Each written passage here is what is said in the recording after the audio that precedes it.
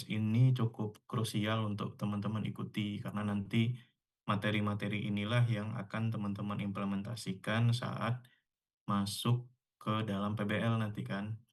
Harusnya untuk masing-masing tim sudah ada objek kajian masing-masing ya, lokasi usaha yang akan teman-teman analisis lebih lanjut.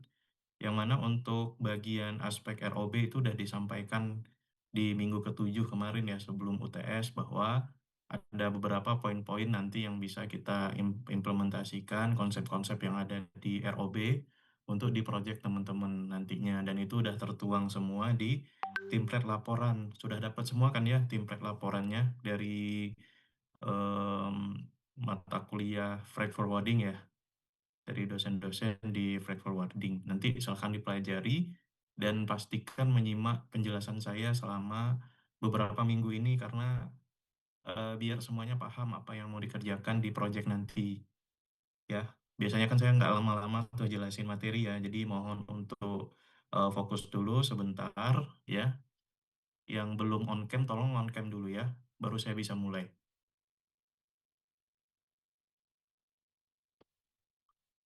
Oke.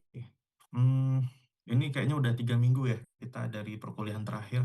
Harapannya teman-teman udah refresh kembali dan siap untuk melanjutkan perkuliahan.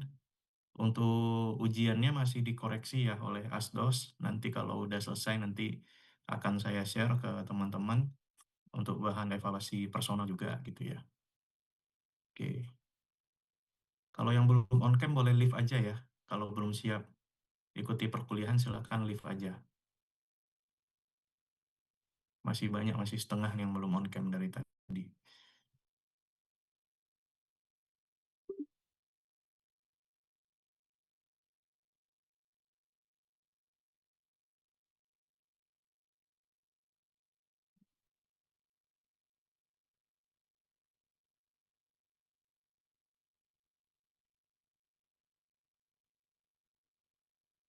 Oke, baik. Saya akan share screen untuk materi lanjutan kita ya terkait dengan model jaringan atau network model. Nah, di sini kita konteksnya adalah bagaimana melakukan penjadwalan dari proyek yang akan dilaksanakan.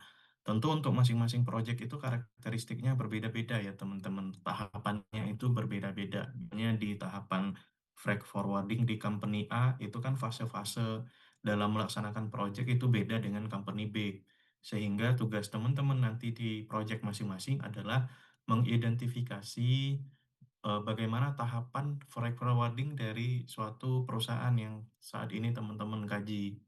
Ya, untuk suatu tahapan, misalnya proses preparation itu durasi waktunya berapa minggu, nah itu perlu diidentifikasi di awal ini. Jadi itu harusnya menjadi salah satu indikator yang perlu teman-teman tanyakan ke pihak perusahaannya.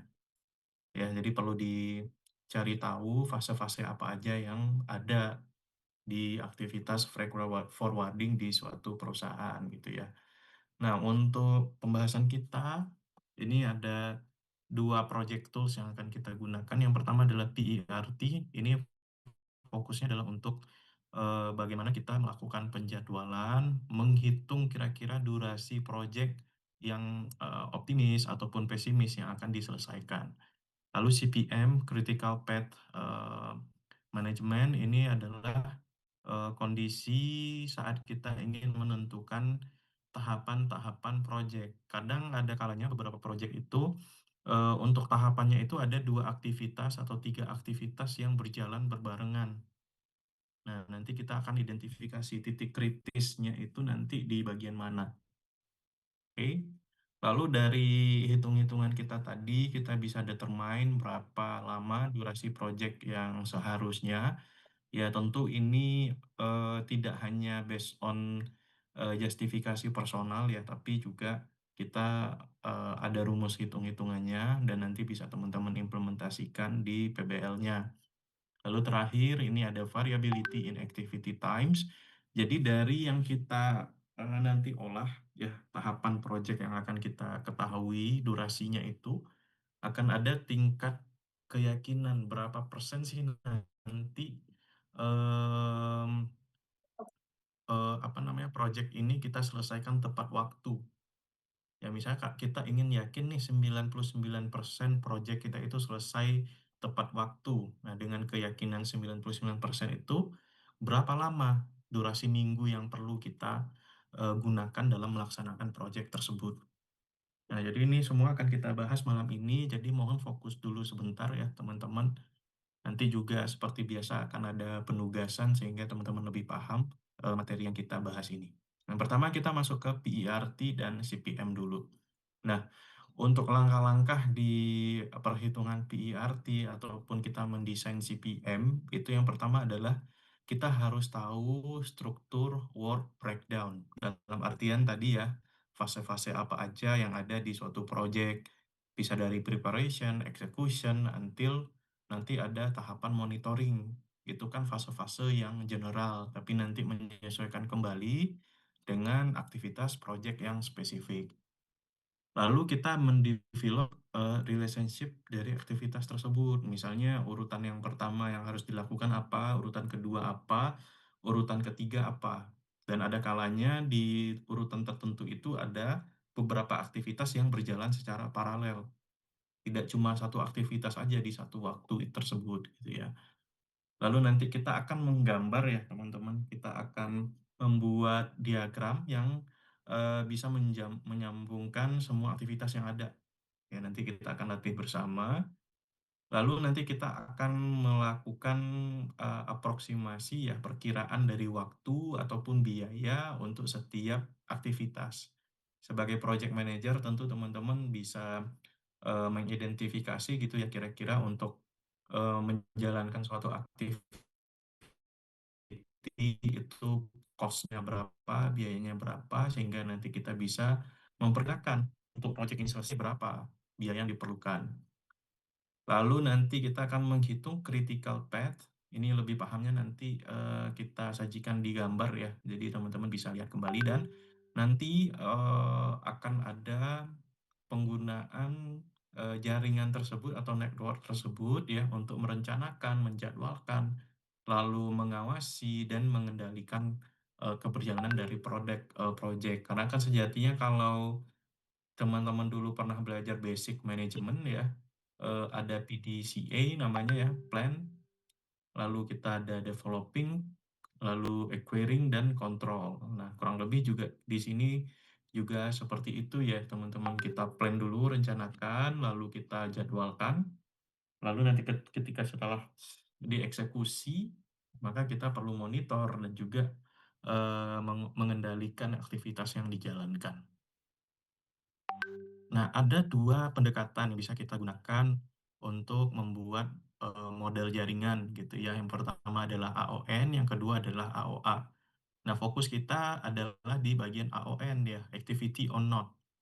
Jadi kalau nanti ada gambar-gambar percabangan, kita fokus ke titik-titiknya atau di sini nanti akan direpresentasikan dalam bentuk lingkaran. Ya, nanti lebih jelasnya sebetulnya nanti kita akan ada gambarnya, teman-teman bisa lihat. Oke. Yang kedua, kita akan spesifik membahas terkait dengan CPM atau Critical Path Method gitu ya. Nah, di sini kita langsung ke eh, studi case ya, teman-teman. Yang mana ada sebuah perusahaan yang namanya Milwaukee Paper. Studi kasusnya adalah di sini dia ingin menginstall peralatan untuk mengendalikan polusi. Ya, ini case studinya adalah untuk memasang atau melakukan proses instalasi terhadap peralatan ya. Nah, di sini deadline-nya itu harus selesai dalam 16 minggu. Dan di sini juga sudah diidentifikasi aktivitasnya apa aja. Ada 8 main activities. Dan challenge untuk setiap project itu yang perlu teman-teman note adalah kita harus memastikan bahwa keberjalanan suatu project itu harus lancar dan on time gitu ya. Kan ada dikasih waktu 16 minggu nih. Termasuk juga teman-teman berkegiatan di himpunan atau BEM itu kan setiap kalian bikin proker atau program kerja itu kan ada batas durasi waktu pekerjaan gitu kan ya. Dan pun ada nanti kebutuhan dana dan sebagainya ya harus dihimpun dulu dananya, baru proyek tersebut bisa kita jalankan. Nah, anggaplah ini ya, ini nanti yang perlu teman-teman identifikasi di PBL yang teman-teman kerjakan. Ya, kita harus deskripsikan activity yang A itu deskripsinya apa, misalnya planning kan dulu, distribusi apa misalnya untuk jalur freight forwardingnya dan sebagainya. Dan lalu kita harus mengetahui predecessor untuk setiap activities itu apa. Misalnya di sini untuk fase C itu predecessornya adalah fase A. Jadi C itu hanya akan bisa dimulai ketika A sudah selesai. Misalnya di sini juga activity D itu baru bisa dimulai ketika A dan B selesai. Kalau yang strip gimana? Berarti dia bisa langsung mulai tanpa ada tahapan sebelumnya. Jadi A itu bisa mulai langsung dan B itu sudah mulai bisa langsung juga gitu. Gitu ya. Jadi A dan B itu bisa dijalankan secara paralel. Nah, di sini juga ya ada yang bertanya.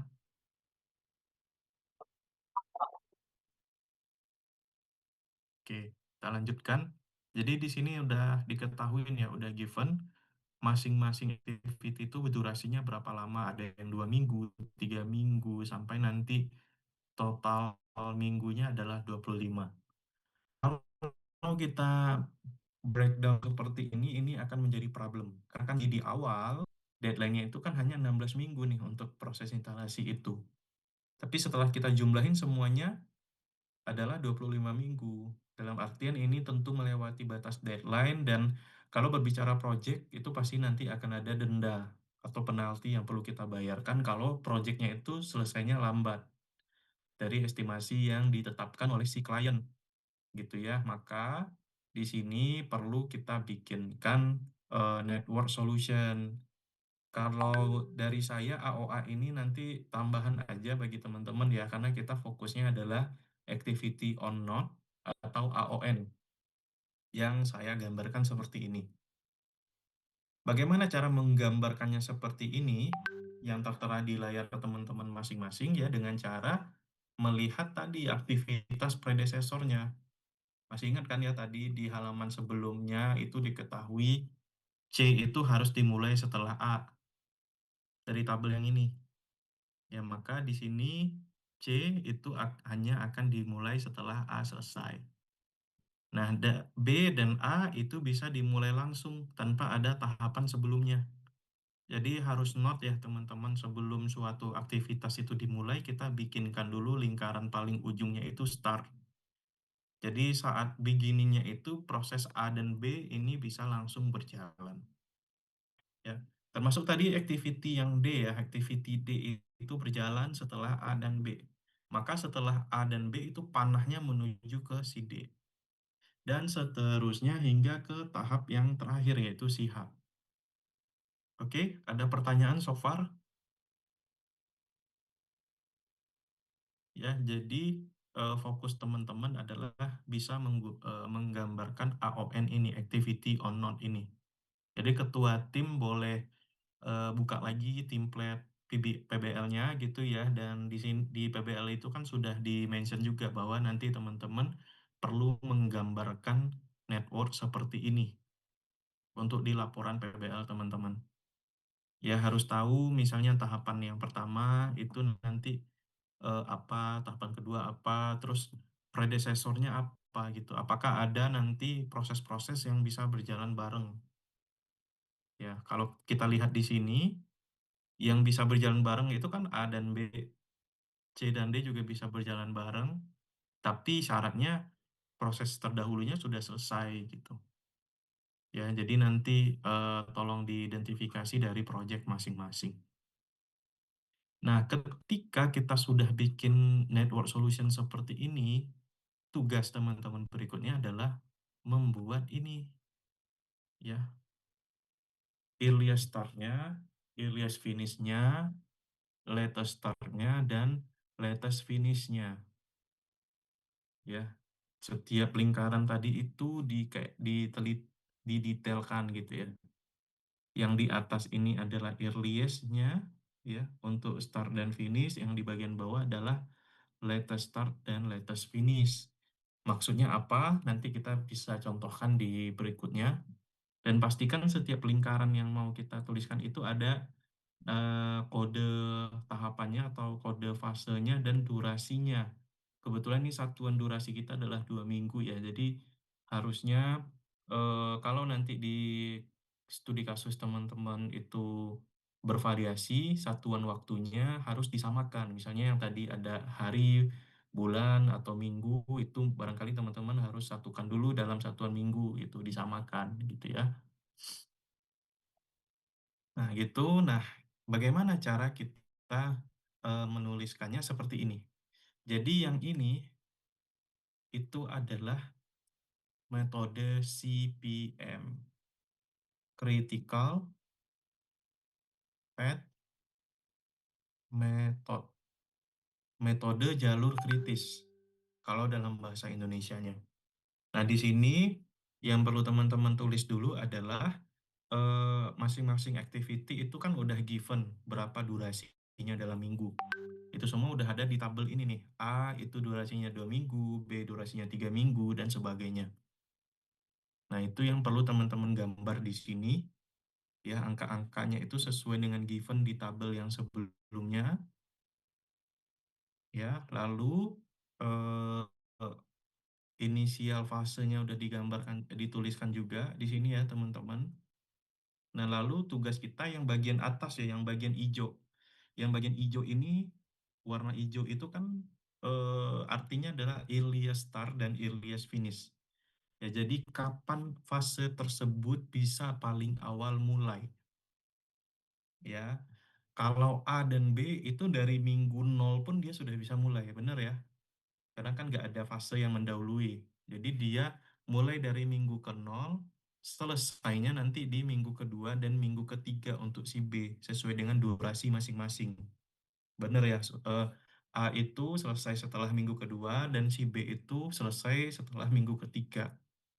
Nah, berikutnya, si C bisa mulai kapan? Si D bisa mulai kapan? Ya saat aktivitas sebelumnya itu sudah selesai. Misal, di sini C itu bisa selesainya ketika A sudah selesai. Dalam artian tadi si A itu kan selesai di minggu kedua, maka si C itu akan bisa mulai setelah minggu kedua juga.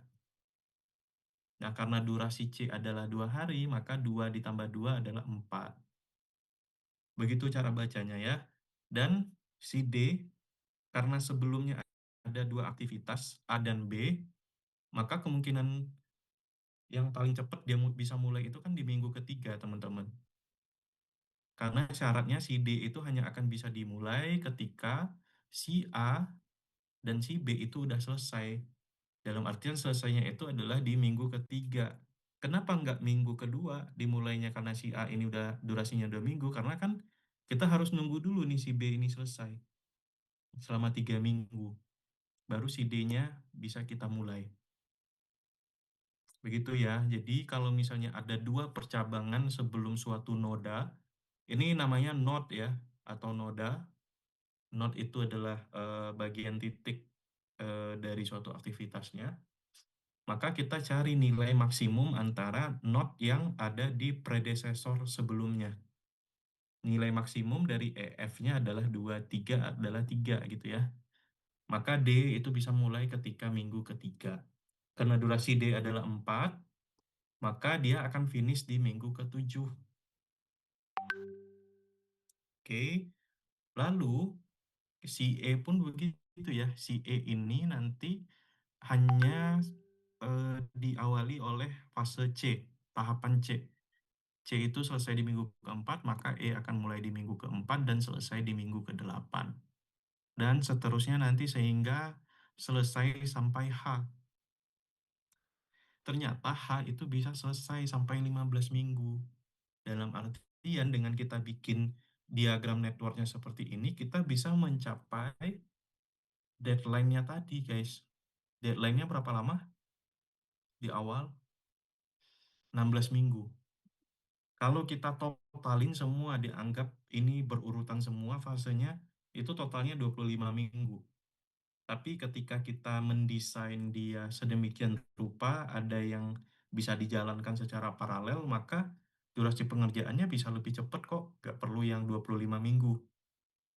Begitu ya. Jadi, eh, ini cukup membingungkan kalau teman-teman baru dengar dari saya satu kali, nanti akan teman-teman latih sendiri ya di latihan yang akan saya berikan. Tentu ini harus paham karena nanti akan teman-teman implementasikan di PBL masing-masing. Kurang lebih seperti itu ya. Ini kita baru ngisi yang EF dan ES. Ada pertanyaan kira-kira? Pak, saya izin bertanya, Pak. Silakan. Apakah suara saya terdengar, Ah, Pak? kedengar jelas. Di bagian Bisa. IS dan IF, ya, di Mm-mm, bagian IS dan IF tadi Bapak kan jelasin perhitungan contoh yang Pak, mm-mm. yang Terus Bapak bilang itu diambil dari angka 4 itu dasarnya itu angka itu kita ngambil dari huruf sebelumnya itu Oke, dari mana, Pak? Itu saya bingungnya di situ tadi. oke. Sebentar, saya share screen lagi. Jadi dasar titik percabangannya ya Sri ya.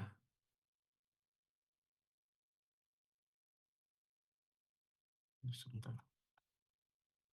Nah, jadi tadi pertanyaannya itu kenapa dimulainya di minggu keempat gitu ya. Nah, kalau seperti ini kan kita merujuk ke tabel yang ini. Nah, ini. Itu diawali oleh fase C. Berarti setelah C itu panah kita adalah menuju si E. Benar kan? Dari gambarnya, setelah C itu adalah fase atau tahapan E. Yang mana C itu sudah selesai aktivitasnya di minggu keempat. Karena aktivitas yang mendahului E hanyalah tahapan C, maka ya si E-nya bisa kita mulai ke minggu keempat. Karena kan ini, tadi kan sebelah kiri, ya, ini kan ES, earliest start. Kapan dia bisa mulai paling cepat, dan kapan dia paling cepat bisa finish. Nah, jadi kita merujuk ke aktivitas yang terjadi sebelum tahapan itu terjadi. Oke, ada pertanyaan lagi, Sri? Masih kurang jelas? Berarti angkanya itu berdasarkan dari tabel yang kita isi sebelumnya ya, Pak? Iya, ini udah given dari Oh, status dari kasus yang udah kita bahas kan. Ini kan dia udah ada activity-nya dan udah diketahui nih tahapan-tahapan sebelum tahapan tersebut. Jadi oh, dasar kita bikin network yang ini, AON ini adalah berdasarkan ini.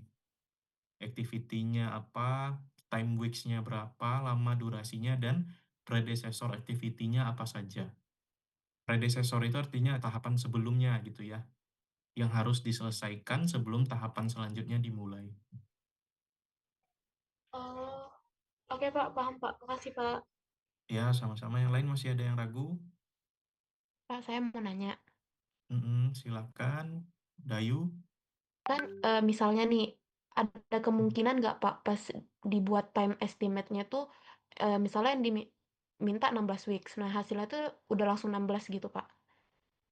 ada kemungkinan. Berarti itu nggak Tapi usah buat ES sama EF lagi ya? bisa, bisa. Jadi gini, yang namanya eh, aktivitas dan durasi ini kan kita mengidentifikasi di lapangan gitu ya. Kalau seorang project manager dia tentu sudah bisa memperkirakan untuk kompleksitas aktivitas tertentu itu durasi minggunya berapa lama. Nah, tapi ada kalanya nanti klien itu meminta project tersebut lebih cepat selesainya.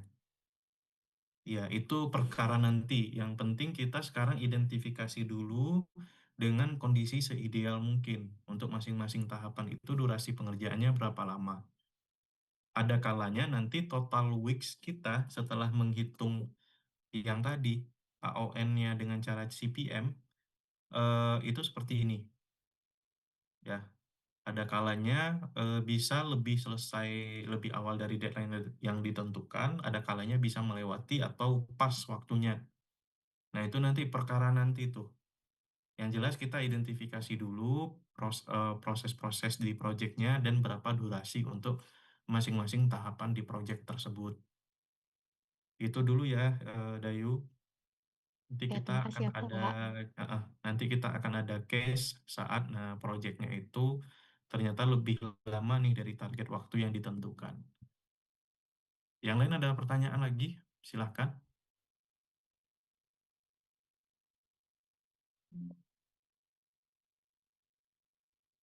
Oke, kalau tidak ada, saya lanjut ya, teman-teman.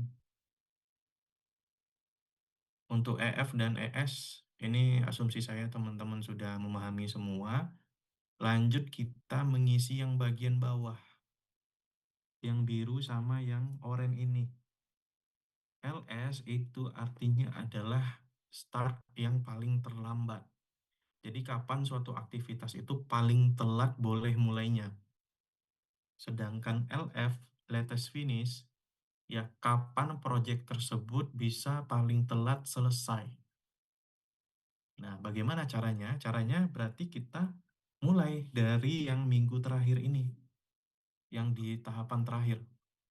Ya, di sini kan kita bisa melihat ya bahwa H adalah tahapan terakhir ya dari fase proyek kita. Sebentar.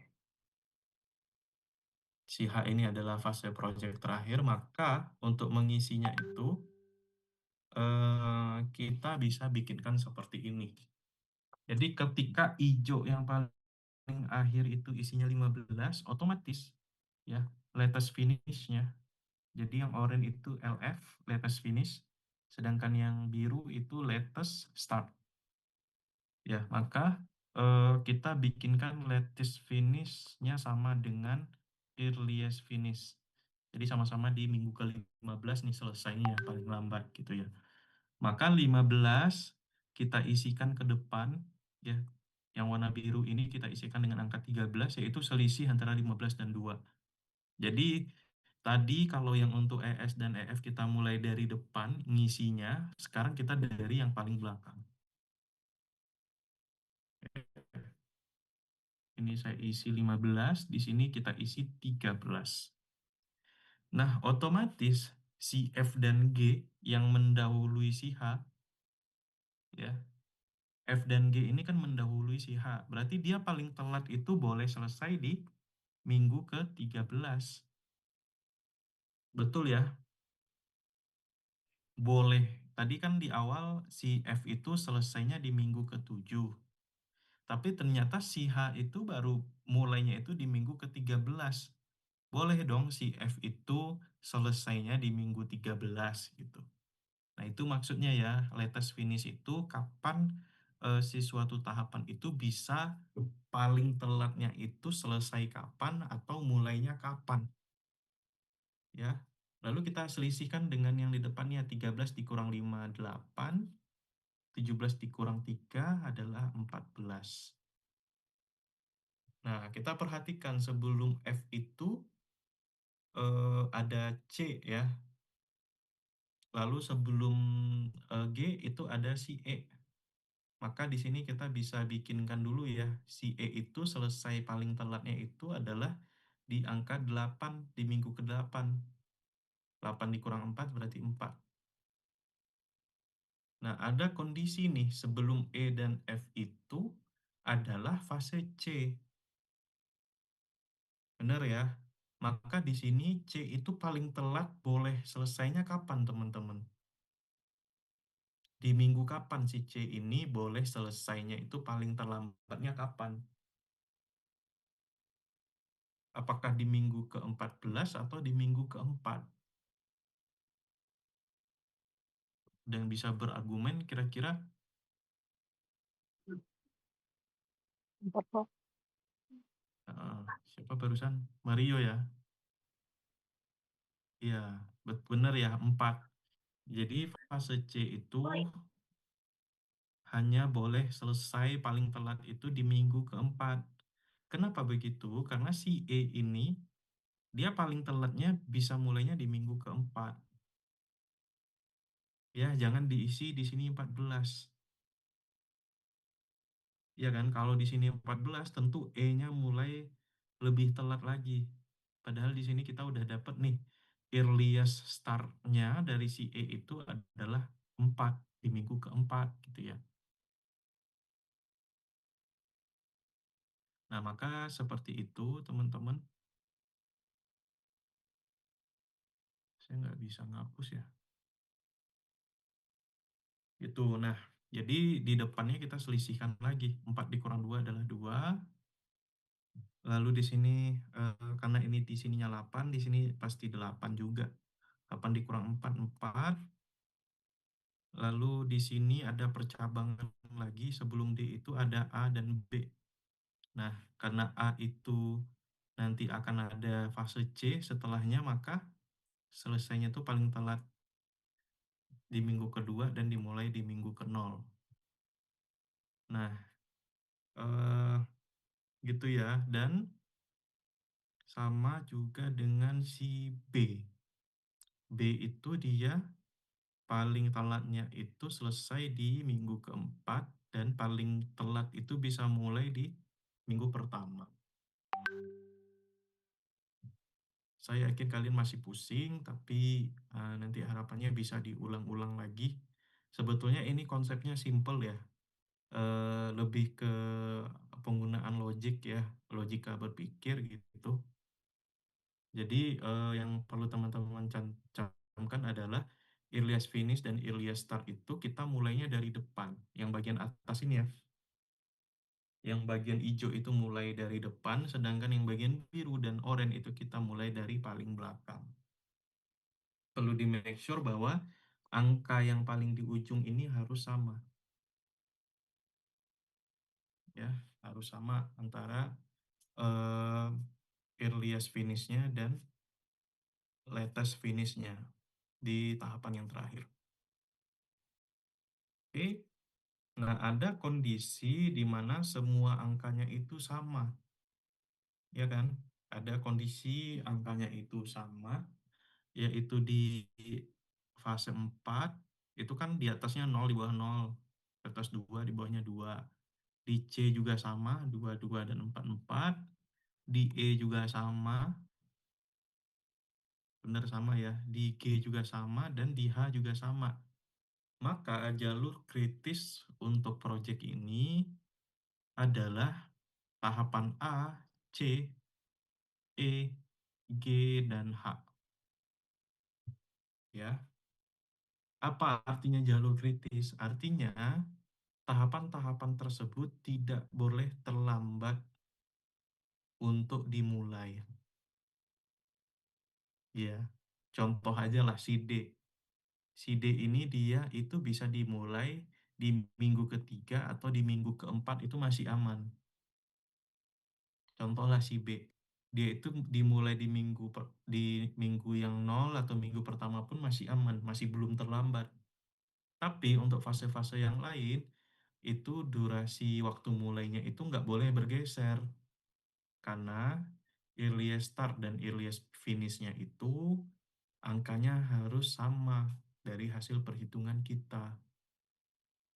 Ya, yang hanya boleh tergeser itu yang saya tandai hijau ini. Waktu startnya boleh digeser maksimum tuh kalau F bisa mulai di minggu ke-14. Si B, si B bisa paling telat tuh mulai di minggu pertama. Sedangkan si D itu bisa paling telat dimulai di minggu keempat.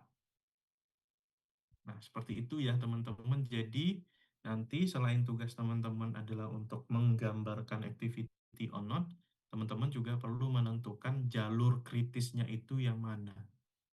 Jalur kritisnya itu yang saya tandai dengan lingkaran kuning dan arrow yang warna hijau ini. Ada pertanyaan?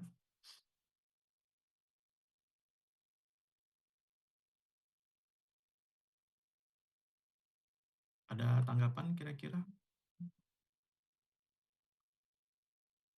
Nih sebetulnya kalau di kelas saya pasti udah ngasih latihan dulu nih teman-teman harus gambarkan dulu, terus bikinkan dulu eh, jalur kritisnya. Tapi karena kita online sekarang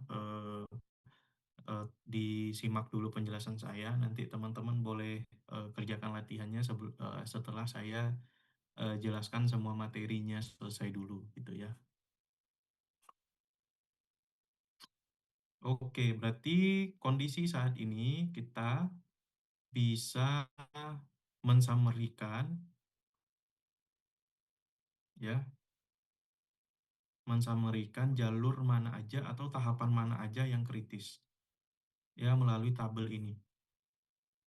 Kita bisa summary-kan seperti ini ya, setiap activity, setiap activity itu mana aja yang kritis.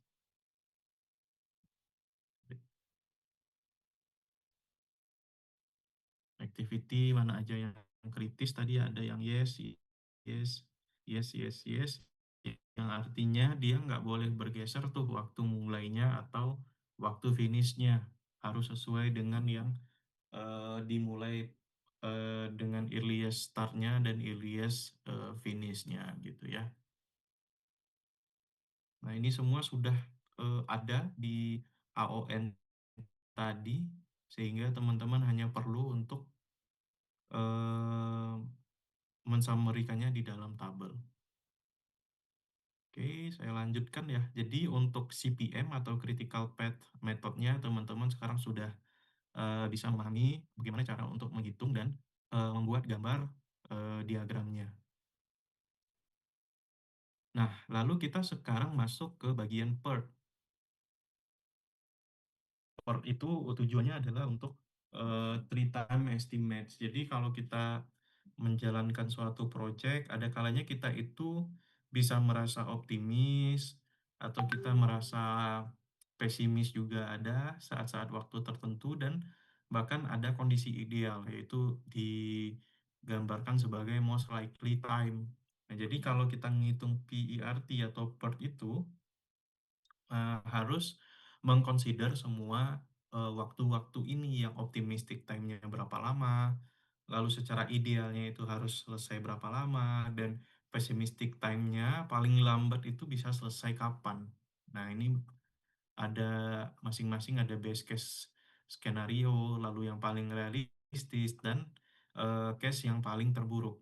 Nah, untuk expected time-nya kita bisa gunakan rumusnya adalah A ditambah 4M ditambah B dibagi dengan 6.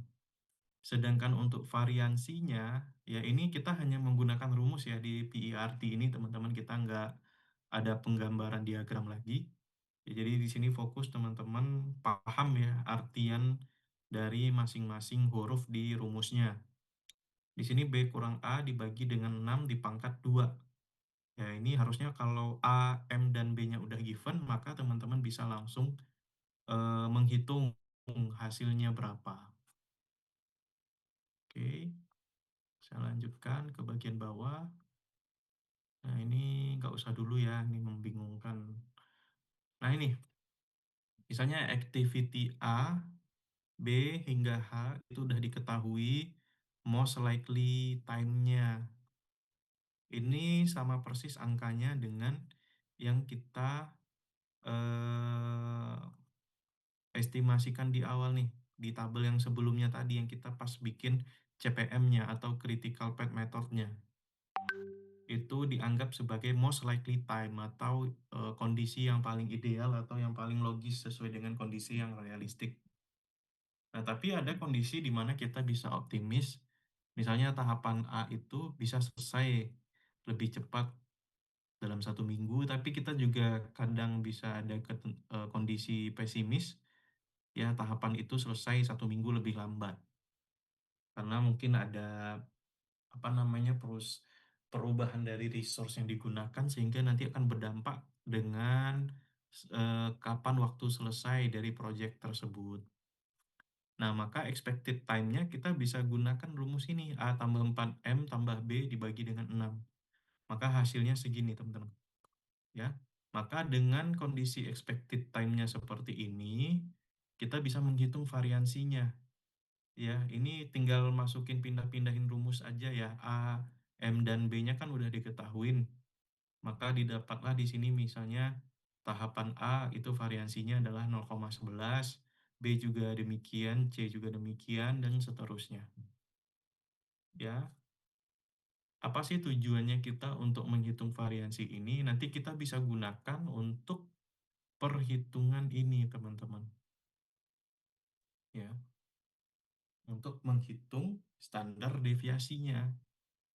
Tadi kan kita udah dapat variansinya masing-masing tahapan adalah segini angkanya ya. Dari variansi tadi kita totalkan, ya, angkanya adalah sebesar 3,11. Ketika kita akarkan si angka 3,11 ini, maka kita akan dapatkan standar deviasinya adalah sebanyak 1,76 weeks. Standar deviasi itu apa? Standar deviasi itu adalah error yang mungkin akan terjadi. Anggaplah tadi kita bisa selesai dalam jangka waktu 15 minggu.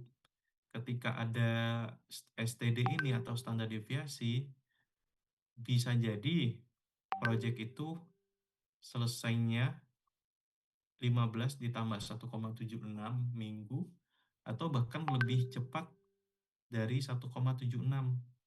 Ya, anggaplah ini selesainya di angka 17 minggu dan di sini kira-kira 13 minggu lebih cepat. Karena ada kondisi ketidakpastian di lapangan yang menyebabkan nanti proyek tersebut tidak muluk harus 15 minggu selesai. Ada kondisi variansi yang menyebabkan bisa jadi lebih cepat 1,76 minggu atau lebih lambat 1,76 minggu. Jadi variansi ini maksudnya adalah plus minus dari waktu yang sudah kita dapatkan di CPM tadi. Ya, angka 15 minggu ini kan kita dapatkan dari menggunakan critical path method. Itu ya. Saya lanjutkan dulu. Jadi standard deviation-nya seperti ini, expected time-nya itu kan di sini 15, ditambah 1,76 dan di sebelah sini adalah 15 kurang 1,76. Oke. Tarik napas dulu, habis ini masih ada rumus-rumus, guys. Kita lanjutkan. Nah, jadi ketika kita udah dapet expected completion time-nya tadi ya, yang kita hitung menggunakan rumus sebelumnya, kita bisa mengetahui berapa persen sih proyek tersebut bisa selesai secara tepat waktu. Ya, tadi kita deadline-nya dalam 15 minggu ya. Expected completion-nya adalah 15 minggu. Karena ini kita hitung dari CPM, sedangkan dari klien kita hanya butuhnya waktunya 16 minggu. Betul ya, tadi kan requirement di awal 16 minggu sih, installation-nya itu pemasangan dari pollution controller-nya itu harus selesai dalam 16 minggu. Tapi CPM kita hasil hitungannya adalah 15 minggu. Dengan sigma P atau ini 1,76 ini adalah standar deviasi ya, yang udah kita hitung mengakarkan dari jumlah variansi tadi, ya. Lalu kita akan bisa menghitung nilai Z. Jadi ini sebetulnya yang teman-teman bahas saat ini itu adalah udah masuk ke ranahnya statistik. Ya. Z itu kita bisa gunakan rumus ini tadi di atas, formula Z. Due date-nya dikurang dengan expected time completion-nya dan dibagi dengan standar deviasi. Maka di sini dapatlah 0,57. Ya. Dengan angka 0,57 ini, maka probabilitas proyek tersebut akan selesai tepat waktu itu adalah 71,57%. Jadi masih kurang meyakinkan bahwa proyek kita itu akan selesai tepat waktu selama 15 minggu. Karena cuma 71,57%. Beda halnya kalau udah 90% ke atas gitu ya, maka ada kemungkinan besar proyek kita itu akan bisa selesai tepat waktu. Nah, pertanyaannya dari mana datang angka 71,57% ini? Teman-teman bisa ngecek di Z-table. Ya. Di Z-table itu, ini saya nggak ada ya. Nah, di Z-table itu sudah kelihatan tuh ketika nilai standar deviasinya sekian, maka persentase untuk angka Z-nya ini kan udah diketahui nih dari rumus setelah kita hitung. Maka ketika Z diketahui sekian, kita akan bisa langsung mengetahui berapa probability-nya. Ya, ini saya coba searching dulu nih.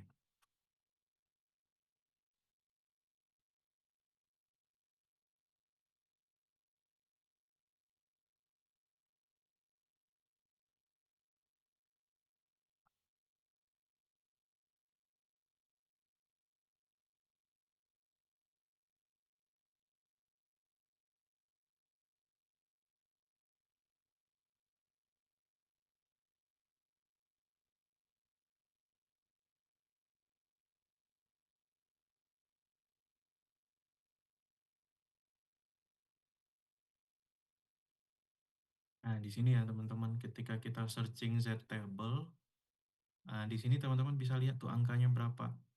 Tadi kan kita dapat angka Z-nya itu, tadi berapa ya? Nah, Z-nya adalah 0,57, benar ya. Di sini Z-nya 0,57, ketika kita searching di Z table, ya. Di sini mana angka yang mendekati 0,57? Yang di bagian ini ya. Atau di antara ini dan ini. Nah, maka kita bisa mencari nilai tengahnya karena kan tadi ya angka si Z-nya itu kan ada koma di belakangnya 0,57 gitu ya. Maka kalau kita lihat lagi di sorry, kita lihat lagi di tabelnya 0,57 itu berada di antara 0,55 dan 0 sorry. 0,5. Nah, ini kita bacanya di sini ya teman-teman. Kelihatan nggak ya tangan saya ini lagi bergerak di mana kursornya? Kelihatan ya? Z kita itu ada Kelihatan angka kok. di 0,5 ya. Dan digit di belakang 5-nya kan 7 ya. Jadi kita lihat di kolomnya mana yang 0,07. Nah, di bagian ini ya, ngitungnya. Jadi Z kita tadi 0,57, saya ulangi lagi, kita cari digit awalnya kan 0,5 nih. Setelah angka 5 kan angka 7, maka kita masuk ke kolom 7. Nah, cara bacanya seperti itu. Maka di sini dapatlah 0,71566. Sama kan ya dengan probability tadi yang di PPT kita. Sama ya, 71,57%. Jadi memang ini sebetulnya sudah given, ya ketika Z-nya sekian, dari kurva normalnya itu sudah diketahui persentasenya itu berapa. Ya, nah, tadi kan udah disajikan di sini ya 0,57 itu di angka 0,71566. Kalau kita persentasikan jadinya kan 71,57%. Atau opsi lain, kalau teman-teman bingung lihat tabel tadi, kita bisa gunakan Excel.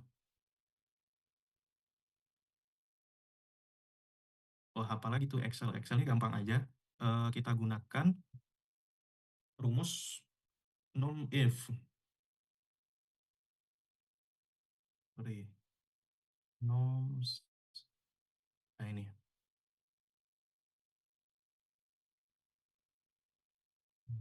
Sorry, teman. Kak.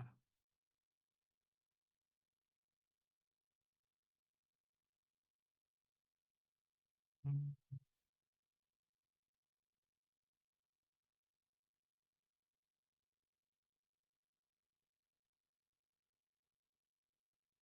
ini.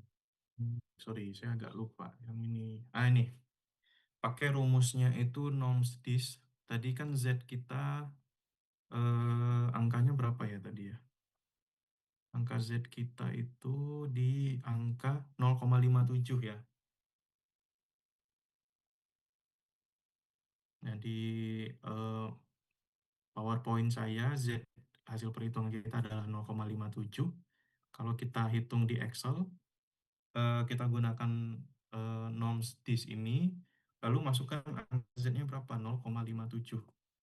Maka di sini langsung dapat persentasenya adalah segini. 0,715661. Ya, ini dicatat ya, ini nggak ada di slide saya. Nanti pasti teman-teman butuh untuk menghitung ini karena sudah diminta dibikin di laporan.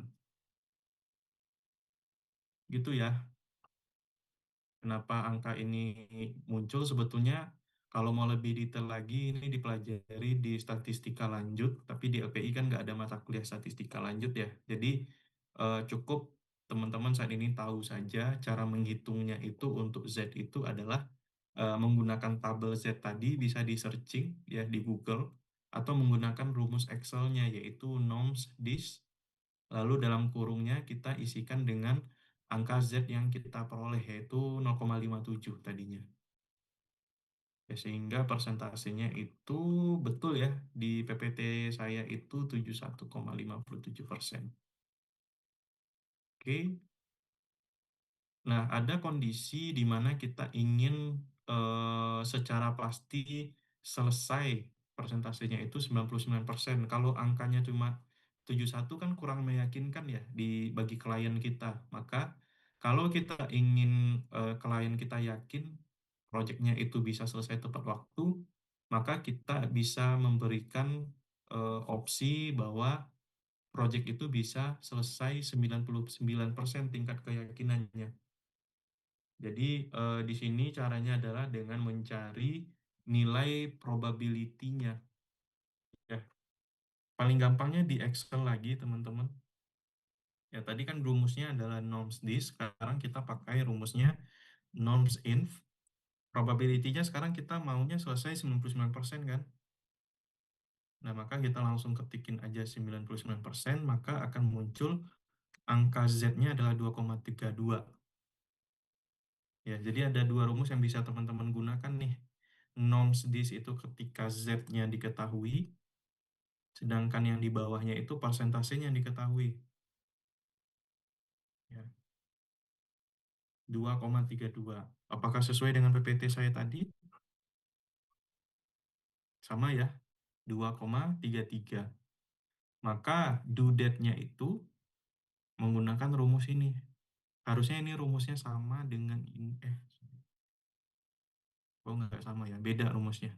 Jadi due date ketika persentase selesainya itu sudah ketahuin, kita gunakan rumus ini. Expected time itu masih diisi dengan angka 15, karena itu hasil perhitungan CPM-nya tadi.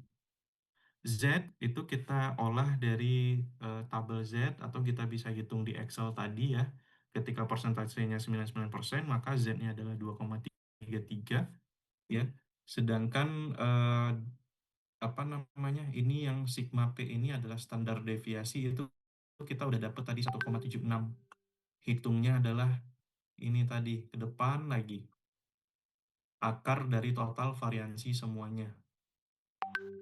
Nah, maka didapatlah kalau si klien kita pengen tepat waktunya yakin 99% selesai itu di angka 19,1 minggu. Nah, jadi ada kalanya nanti teman-teman ada kemungkinan jadi seorang project manager dan diminta untuk menghitung kapan project ini bisa selesai dengan tingkat keyakinan mendekati 100%, maka kita bisa menggunakan rumus ini. Ya, kayaknya segitu aja untuk malam ini yang project tracing. Kalau kalian berminat untuk memahami lebih lanjut, boleh pelajari secara individu, tapi untuk kebutuhan dari project teman-teman cukup sampai yang bagian ini saja. Ya, kurang lebih seperti itu. Eh, saya yakin di jam-jam malam ini kalian pusing memikirkannya. Silahkan didalamin lagi apa yang saya sampaikan tadi, melewati latihan yang akan saya berikan. Karena mungkin ini agak complicated ya, saya beri waktu teman-teman mengerjakannya sampai hari Minggu ya. Kalau bisa di kelas kan kita langsung harus ngumpulin kan. Nah ini boleh teman-teman selesaikan di akhir minggu. Kalau mau langsung kerjakan juga boleh, silakan. Gitu ya. Kalau semakin lama saya kasih deadline-nya ini nanti pasti bakal lupa apa yang saya sampaikan. Itu ada pertanyaan, kira-kira ada yang bingung dari penjelasan saya Pak, tadi? izin Pak mau bertanya Pak. Itu Ya. ketika hasil nilai Z-nya itu punya banyak angka di belakang koma, itu berarti yang diambil langsung 2 angka di belakang koma atau 3 angka di belakang koma dulu baru dilakukan pembulatan menjadi 2 angka di belakang koma gitu Pak. Dibulatin aja, Fikri. Misalnya tadi kan kalau di tabel Z, kalau kamu lihat manual itu kan dia cuma provide 2 angka di belakang koma kan ya. Jadi sebaiknya dibulatin aja ke 2 satuan terakhir di belakang koma. Baik Pak, terima kasih Oke. Pak. Ya, sama-sama. Yang lain ada pertanyaan? Pak, saya mau nanya, Jadi, Pak. ya silakan. Tadi, Sarah, eh, oh Sri ya, silakan. Boleh silakan. Duluan. so- Nggak apa. Oke, saya dulu ya. Tadi kan Bapak tampilin searching Google tabel yang Z itu loh, Pak. Saya lupa namanya. Nah, itu kan Mm-mm. udah ada angka-angka, udah tersusun gitu. Itu berarti angka-angkanya itu kalau kita mau cari, berarti angka-angkanya itu udah apa ya, bahasanya paten lah gitu ya, Pak. Iya, betul. Ini udah given, ini juga udah merupakan hasil perhitungan dari distribusi normal. Jadi kalau Z kalian udah diketahui, bisa kita langsung plotkan dia persentasenya berapa. Gitu ya. Berarti Heeh, berarti angkanya udah pasti ada kan, Pak, di tabel itu. betul. Jadi angka Z itu bervariasi dari angka 0 sampai maksimal itu dia di angka 1,99. Oh, oke, Pak. Tapi Makasih, Pak. just in case misalnya kan ini bervariasi ya tabel-tabel Z-nya itu sebaiknya sih saya merekomendasikan kalian menggunakan rumus Excel tadi. Karena kan ada kadang tabelnya itu terbatas. Sebetulnya kalau dilanjutin sampai ke bawah lagi angka-angka Z yang lain itu bisa jadi ada kemungkinan seperti itu. Berarti nggak hanya yang Bapak tampilin itu, berarti Mm. masih banyak lah ya, Pak.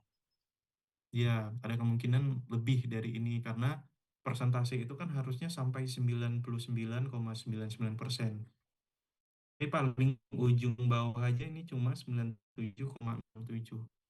Berarti ada angka-angka lain standar deviasi yang mungkin bisa terjadi. Pak, ngerti, Nah, Pak. kayak gini. Makasih, Pak. Nah, kayak gini dia sampai ke 3,49.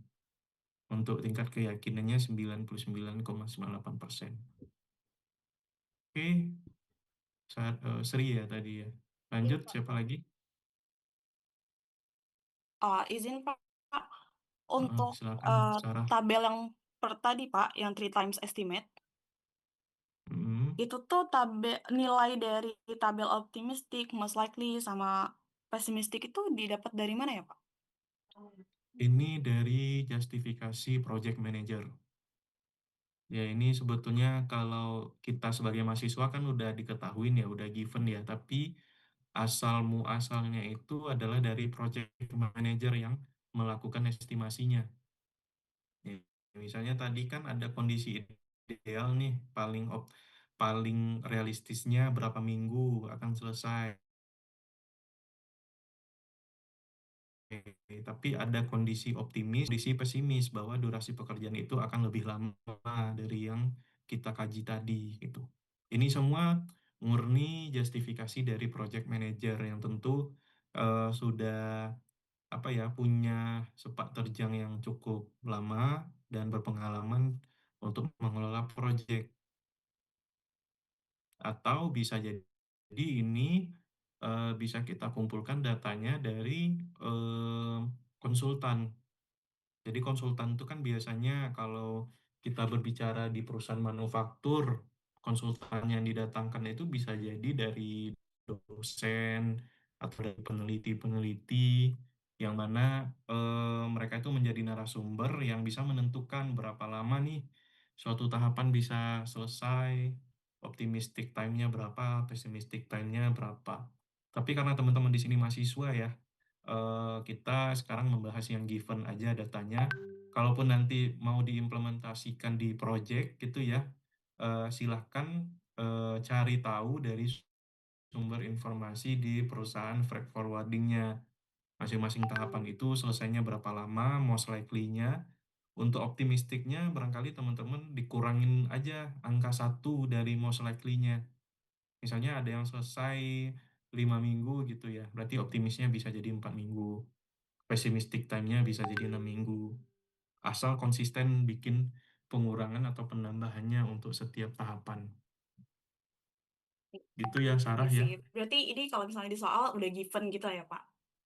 Udah given, tapi karena kondisinya setelah UTS ini kita tidak akan ada lagi ujian tertulis, maka nanti yang perlu teman-teman pahami di pengerjaan PBL-nya, ini didapatkan datanya dari perusahaan tempat teman-teman melakukan PBL. At least dapat ini, most likely waktunya itu berapa lama. Oke, Sarah? Oke. Lalu Pak, satu lagi Pak, Mm-mm. yang probability tadi itu berapa persen sih yang bisa kita Mm-mm. kasih ke customer-nya? Misalnya kan tadi kalau misalnya 71 itu masih kayaknya kurang meyakinkan gitu. Apakah Mm-mm. harus di atas 80% kah atau 90% kah atau Mm-mm. berapa ya, Pak? Iya. Sebetulnya karena tadi kita ada constraint batasan waktu pengerjaan ya 16 minggu, maka sebisa mungkin kita adjust persentasenya itu sesuai yang mendekati deadline-nya 16 minggu. Ya, kalau misalnya di sini 16 minggu persis, tentu kan Z-nya nanti akan nol kan ya. Dia tidak akan ada mendapatkan nilai Z. Nah, maka untuk hal ini kalau kita berbicara di ranah project ya, semakin tinggi angka probability selesainya project itu akan semakin meyakinkan klien. Jadi sebisa mungkin sih minimal 90% ya tingkat keyakinan kita. Bahkan dalam riset pun ada kondisi batasan toleransi error itu adalah 10%. Jadi toleransi error kita ya anggaplah dari 100% dikurang 10% kan 90% ya. Anggaplah itu adalah persentase yang cukup ideal untuk kita tawarkan ke pihak klien atau customer kita. Oke, Sarah? Oke, terima kasih, Pak. Ya, sama-sama. Yang lain ada lagi tanggapan?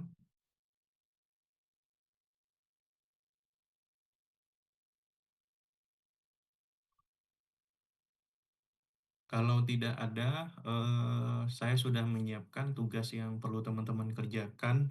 Harapannya semua mahasiswa mengerjakannya eh, barengan berkelompok ya, tapi nanti diuploadnya secara individu.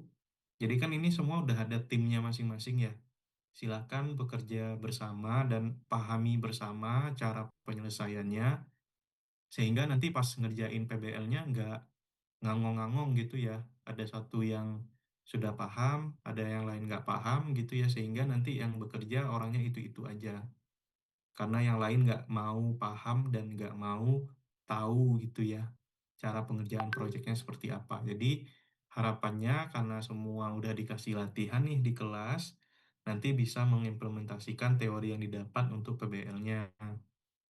Ya, jadi nanti boleh dikerjakan secara berkelompok dengan tim PBL-nya, dan tapi nanti diuploadnya tetap individu ya, teman-teman.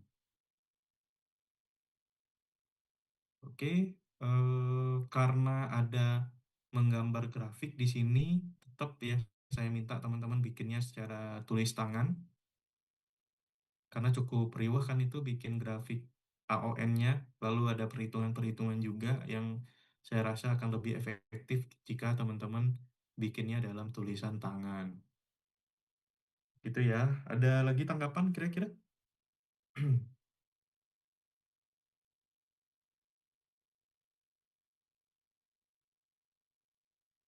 Nah, ini untuk studi kasusnya adalah proyek pembangunan sistem informasi rumah sakit.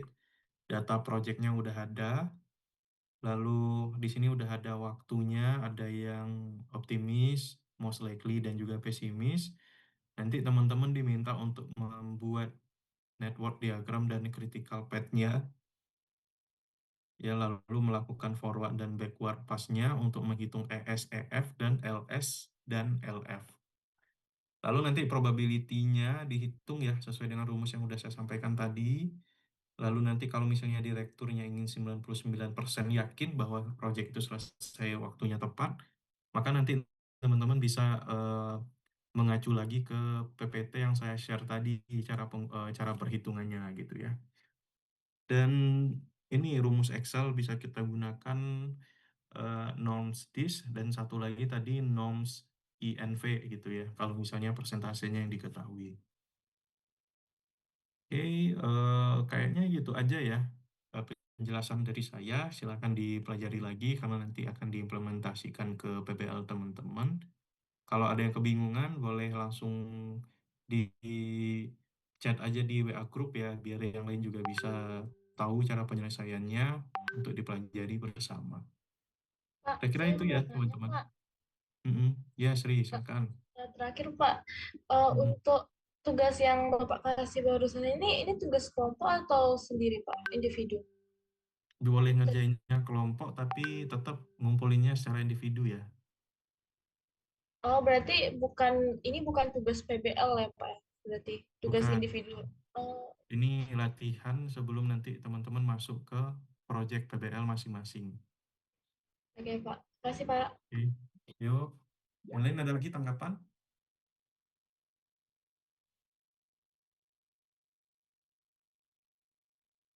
Oke, kalau tidak ada, ini kehadirannya udah saya screenshot ya. Maka untuk sesi penjelasan materi minggu ke-8 ini bisa saya cukupkan. Silakan nanti dikerjakan tugasnya sesuai dengan deadline yang sudah ditentukan dan bisa diharapkan untuk teman-teman pahami dengan baik.